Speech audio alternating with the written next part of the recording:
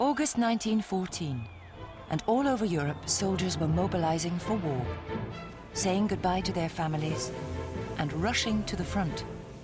They all believed that the war would be over by Christmas. In Germany, a young student, Walter Limmer, was quick to volunteer. August 3rd, 1914. At last, I have got my orders. Dear Mother, please try and remember, if at this time we think of ourselves and those who belong to us, we shall be petty and weak. We must have a broad outlook and think of our nation,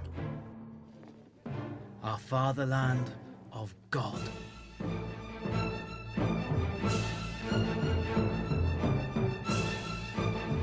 In England, George Coppard was afraid it would all be over before he was old enough to join up. I presented myself to the recruiting sergeant at Croydon. The sergeant asked me my age and when told replied, "Clear off, son, come back tomorrow and see if you're 19, eh?" So I turned up again the next day and gave me age as 19. And with a bunch of a dozen others holding up my right hand, I swore to fight for king and country. The sergeant winked as he gave me the king's shilling. I was born on the 26th of January, 1898, so I was 16 years and 7 months old.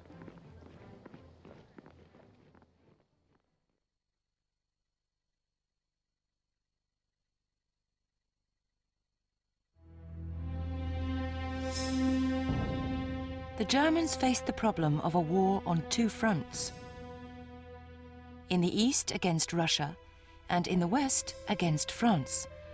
Some years before war broke out, they had devised a plan to deal with this, the Schlieffen Plan. It was a brave gamble. They calculated that Russia would be slow to get its forces together, so this would give them a few weeks to defeat France. They would attack through Belgium to avoid French defences and be in Paris in 3 weeks. That way France would be defeated and they could turn all their forces to deal with the huge Russian army. The Germans didn't expect Britain to get involved. Britain had a treaty to protect Belgium, but this was signed way back in 1839.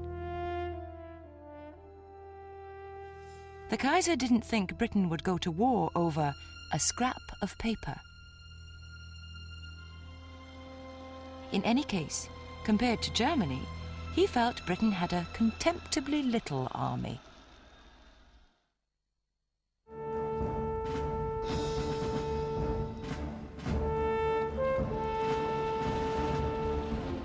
On the morning of August the 4th, 1914, the German cavalry crossed the border into neutral Belgium. The Belgians decided to fight back. They had few weapons and only 150,000 men. The German army outnumbered them 10 to 1. Belgium's only hope was the forts around the city of Liège. These underground fortresses had over 400 guns and were thought to be one of the strongest military positions in Europe.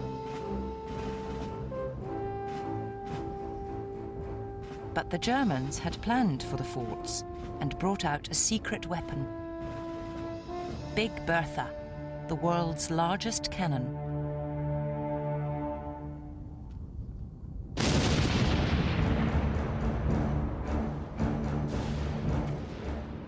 The enormous shells smashed through the forts.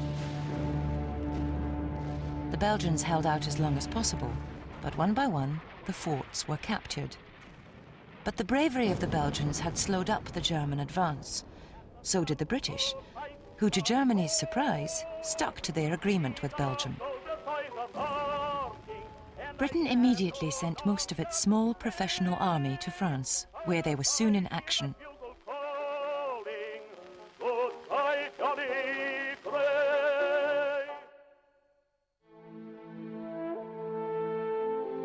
In the east, the Schlieffen Plan was already failing. The The Russian army had mobilized quickly and crossed the border. Thousands of Germans were forced to leave their homes. The Kaiser sent more troops and 2 of his most experienced generals to face the Russians. The Russians outnumbered the Germans 4-1, but they had poor leaders and little training and equipment.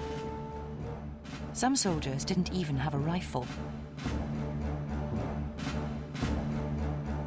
The generals in charge of the Russian army had divided their forces and entered Germany from different directions. The Germans decided to combine their forces and headed south to Tannenberg.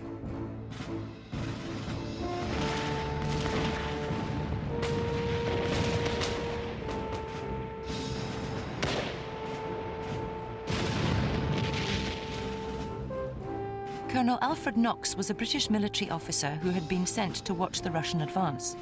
Instead, he saw the Russian army being destroyed. The German machine guns were deadly, mowing down rows of Russians immediately as they raised themselves in the potato fields to fire or to advance. Within a month, the Germans had pushed the Russians back, killing 250,000 men. The Russian advance into Germany had been stopped.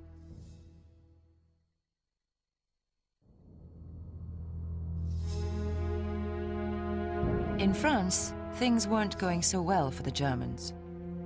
The German attack was slowing down as they ran out of supplies. Instead of surrounding Paris, as originally planned, they moved east towards the Marne. The French army could now attack, and every available French soldier was rushed to the front. They used any form of transport available to get there. A young French soldier, Paul Lantier, was surprised to see taxicabs filled with soldiers. Inside the cabs, I caught a glimpse of soldiers sleeping, their heads thrown back. Wounded? Asked somebody. No, came the answer from a passing car. It's the 7th Division from Paris. They're off to the front. The soldiers were going to the Battle of the Marne.